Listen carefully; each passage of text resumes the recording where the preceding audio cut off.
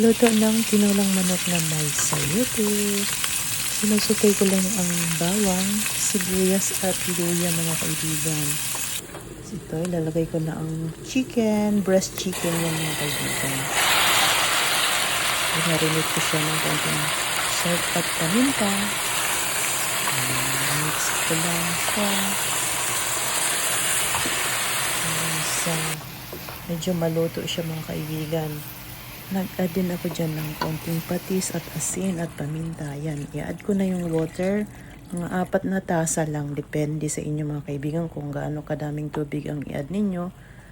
Akansay nyo lang para masarap. Ayan.